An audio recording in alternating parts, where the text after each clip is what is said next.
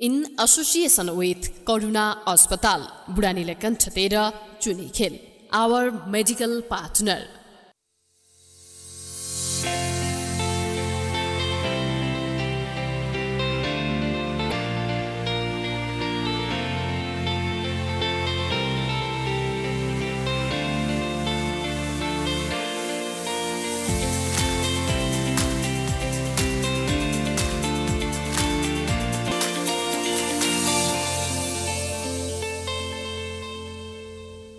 कार्यक्रम प्रसंग एक सवाल अनेकको आजको श्रृङ्खलामा यहाँहरूलाई हार्दिक स्वागत अभिवादन गर्दछु म एलपी शर्मा।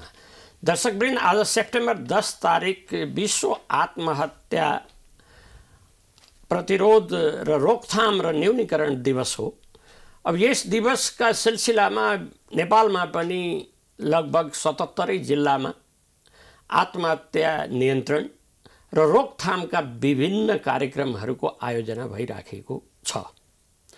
अब पछिल्लो समय आत्महत्याको दर निकै बढिराखेको छ। हाम्रै देशमा पनि बालबालिकाहरूको आत्महत्या 5 वर्षमा लगभग 3000 भन्दा बढी बालबालिकाहरूले आत्महत्या गरेको रेकर्ड छ। अब बालबालिकालाई छोडेर वयस्कहरू र युवाहरूको आत्महत्या पनि त्यतिकै छ। त्यसकारण यो आत्महत्याको दर यसरी बढोत्तरी हुनुमा के कारण छ? के कारण व्यक्तिले आत्महत्या गर्छ? अरूलाई हत्या गरिसकेपछि पनि आफ्नो आत्महत्या गरिराखेका हुन्छ।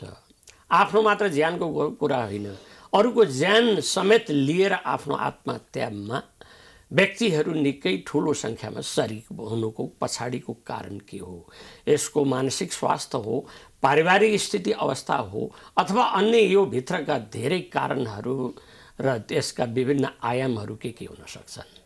आज यस सम्बन्धमा हामीले चर्चा परिचर्चा गर्नका लागि एक विशिष्ट अतिथि महालक्ष्मी आचार्यलाई हामीले यहाँ आमन्त्रण गरेका छौँ।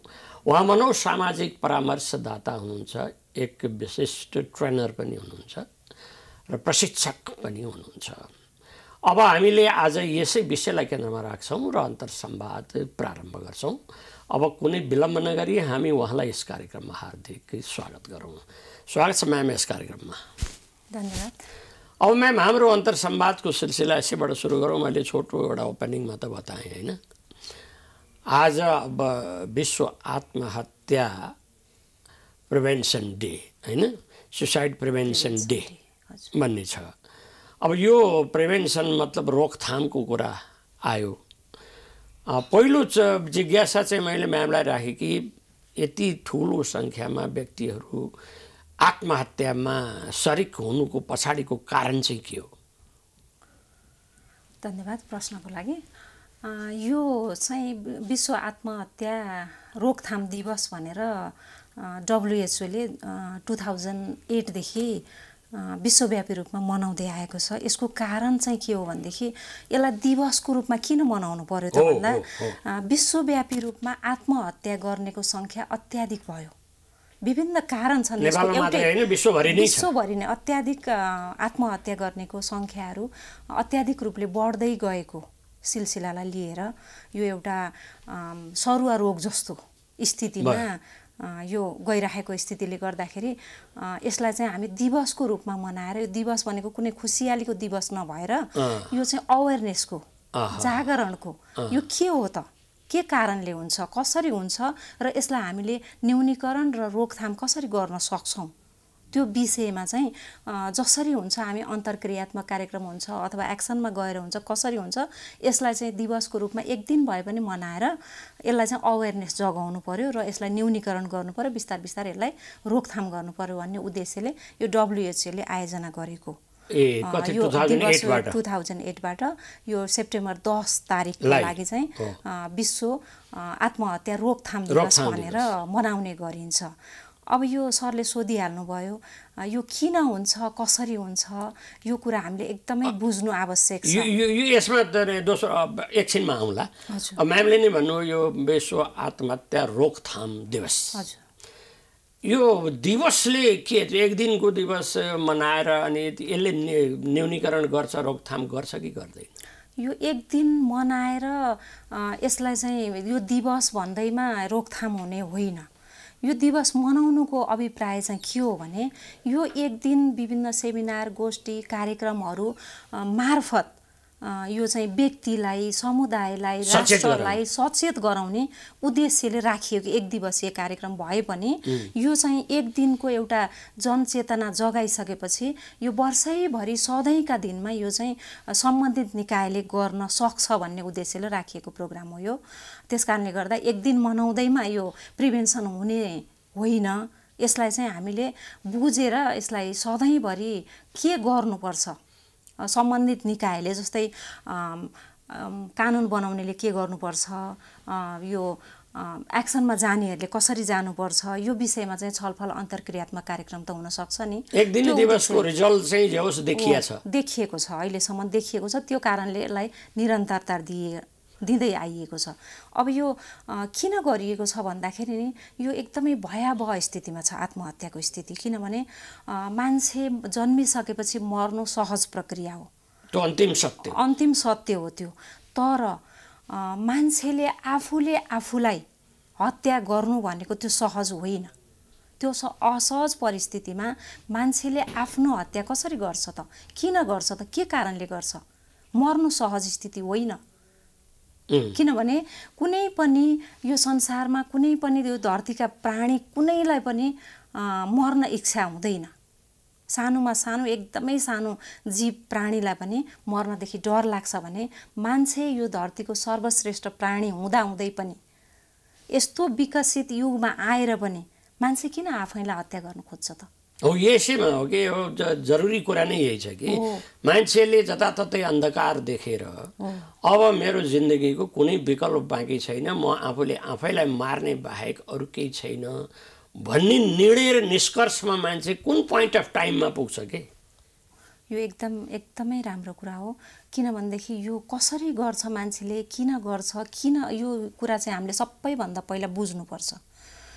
अब यसमा गर्ने कारणहरू जस्तै म एउटा तथ्याङ्क दिन्छु हजुरलाई। यो भयावह स्थिति किन छ भनेर यो विश्वको WHO को तथ्याङ्क अनुसार हरेक 40 सेकेन्डमा एकजना व्यक्तिले आत्महत्या गरेको तथ्याङ्क छ। वर्ल्ड रेकर्ड 40 सेकेन्डमा एकजना व्यक्तिले आत्महत्या गर्छ।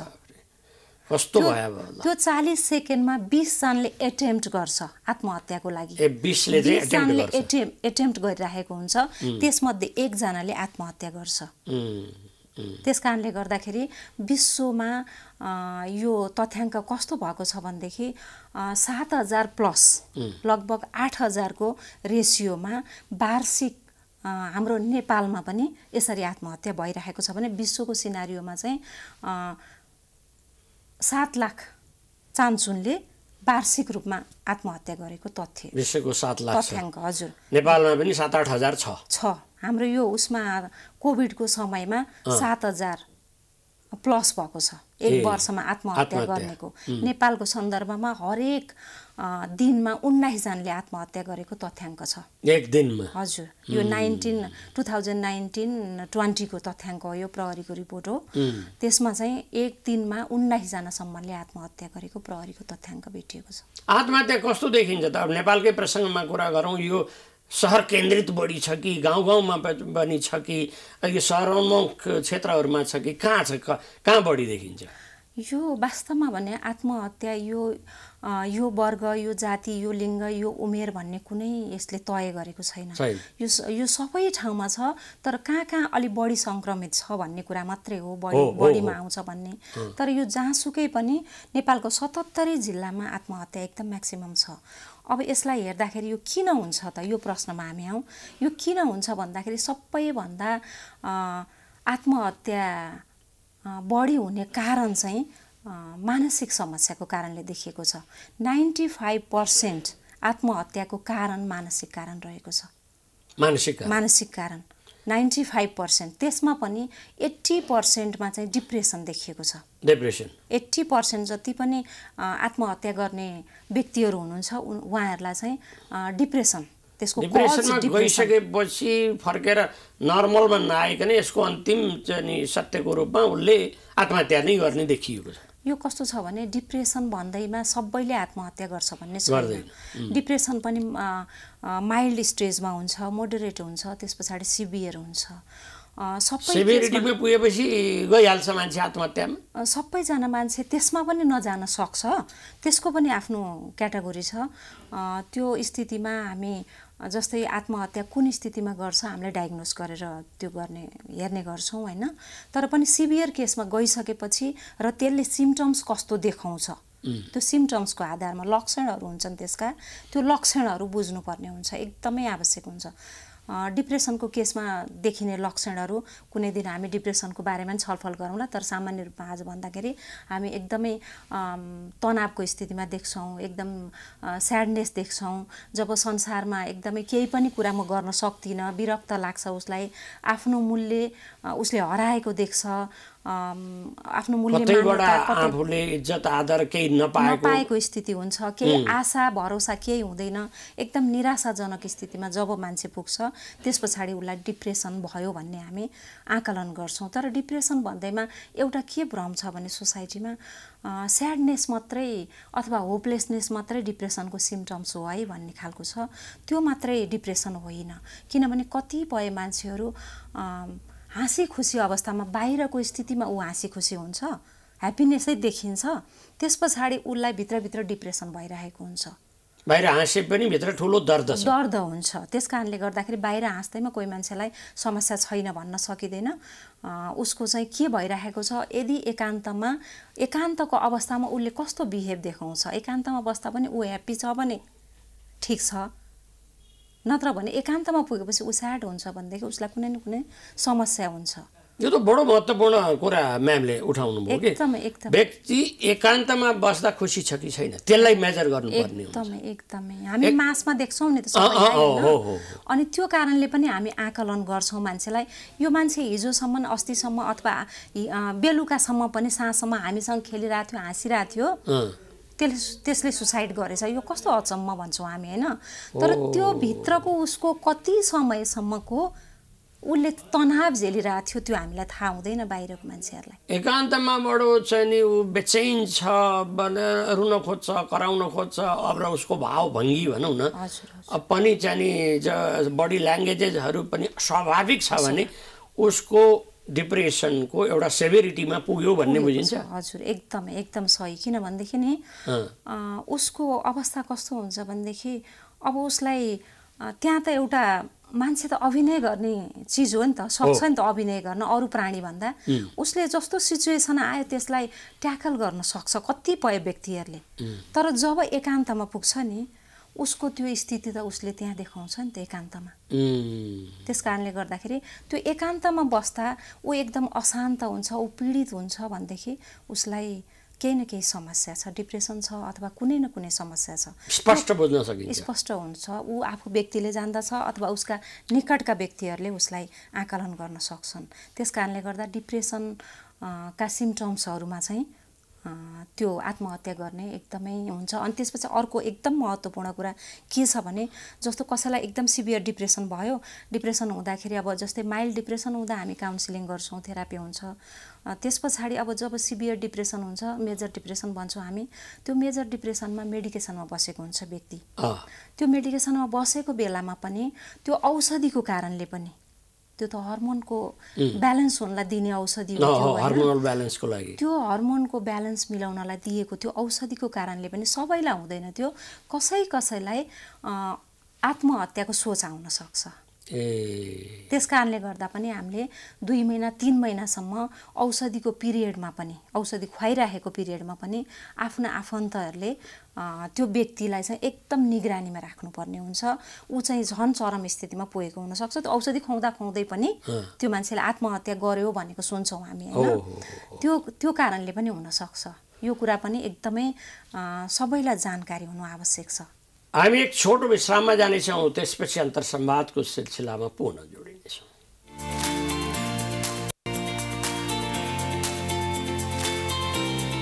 कार्यक्रममा महालक्ष्मीलाई पुनः स्वागत छ।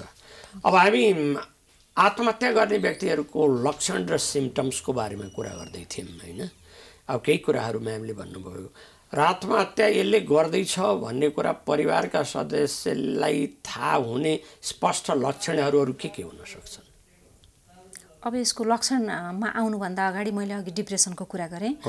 80% डिप्रेसनबाट मान्छेहरू आत्महत्या गर्छन् भने डिप्रेसन मात्रै त्यसको कज नभएर त्यसको कजमा पनि अलिकति जान्छु म। त्यसमा चाहिँ अरू पनि डिप्रेसन बाहेक अरू पनि मेन्टल इल जस्तै मानसिक समस्याहरू अरू पनि विभिन्न खालका छन्, जस्तै अरू पनि छन्, जस्तै विभिन्न खालका, जस्तै बाइपोलर डिसअर्डर भन्छ, एडजस्टमेन्ट डिसअर्डर भन्छ हैन, पर्सनालिटी डिसअर्डरका कुराहरू, सिजोफ्रेनियाका कुराहरू। हजुर, यो त सबैले बुझ्नुहुन्छ हैन, जसलाई हामी पागलपन पनि भन्छौँ है। त्यो स्थितिमा चाहिँ एकदमै धेरै उहाँहरूलाई चाहिँ त्यो अलिकति त्यस्तै खालको सिम्पटम्स देखिन्छ र अनि उहाँहरूले आत्महत्या गर्नुहुन्छ।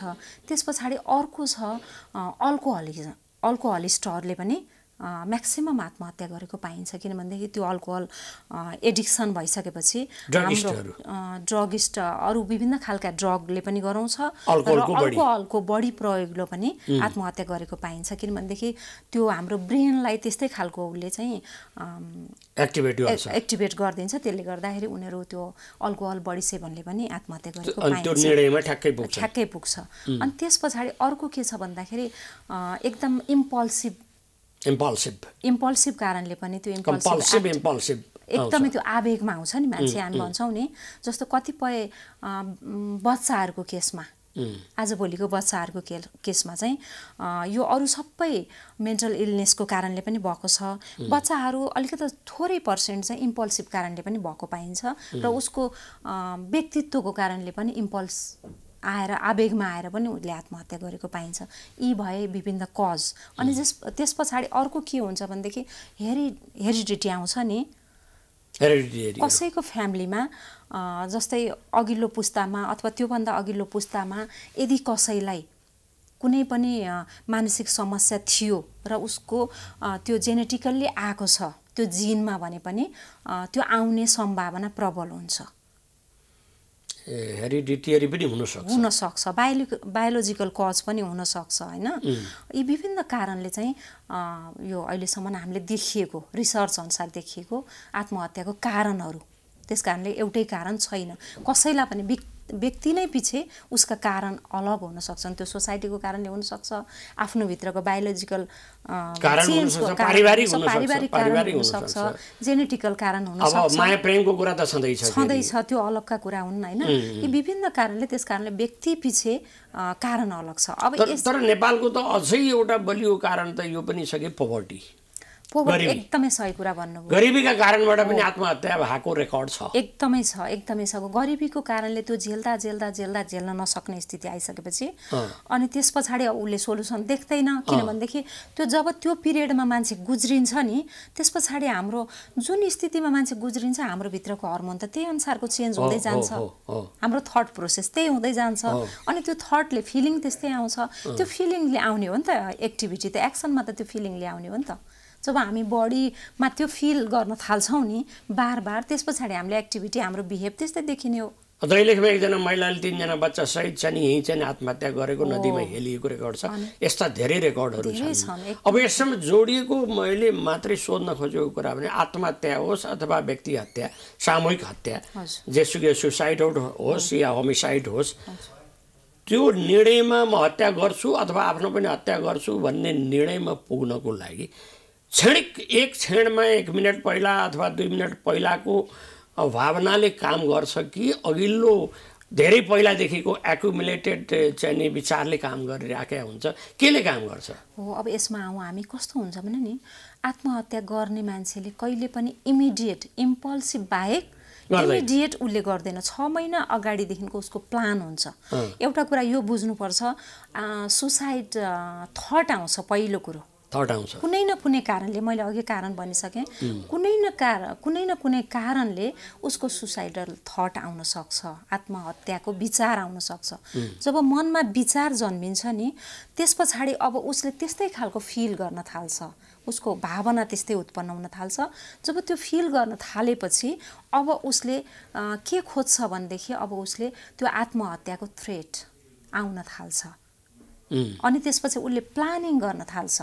धेरै खालको प्लानिङ गर्छ। जस्तै अब हाम्रो यो मिडिया मार्फत म भन्न चाहन्छु, कसैले पनि एकैचोटि आत्महत्या गर्दैन।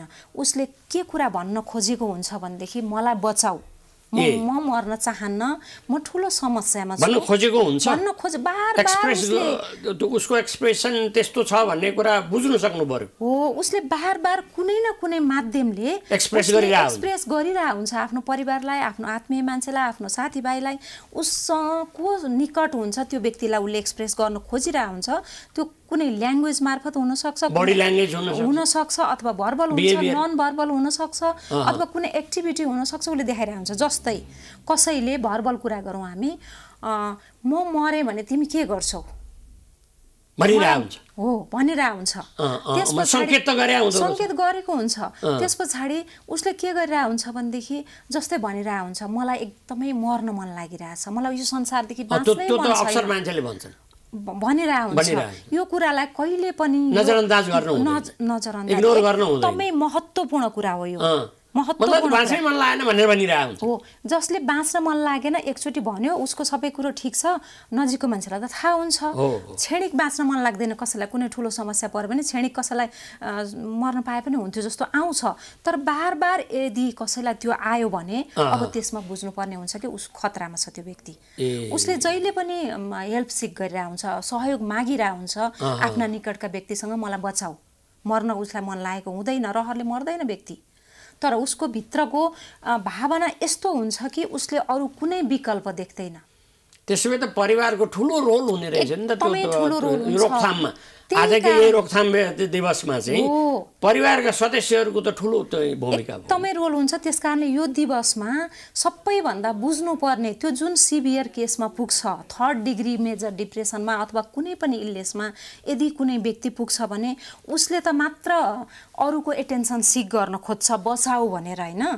त ऊ आफू कहाँ जानुपर्ने, के गर्नुपर्ने, मलाई समस्या भयो, म उपचार गरेर म उपचार लिएर म बाँच्न सक्छु भन्ने स्थितिमा, उपचार लिन सक्ने स्थितिमा त्यो कन्डिसनमा व्यक्ति हुँदैन प्राय। त्यस कारणले गर्दा उसलाई त्यो उपचार दिने चाहिँ सपोर्ट दिने भनेको उसका परिवार आफन्तजन मात्रै हुन्। त्यस कारणले यो दिवस मनाउनुको अभिप्राय पनि त्यो व्यक्तिलाई समस्याबाट उम्काउनलाई दिने खालको प्रोग्राम चलोस्। यो दिन एक दिन भए पनि आफ्नो परिवारमा, आफ्नो सोसाइटीमा, आफ्नो वरिपरि कसैलाई यदि यो सिम्पटम्स देखियो भनेदेखि उसले हेल्प गर्न सकोस्, यो अभिप्राय हो। अब म भन्दैछु अर्को कुरा कि उसले त्यो बार त्यो भनिरहेको हुन्छ।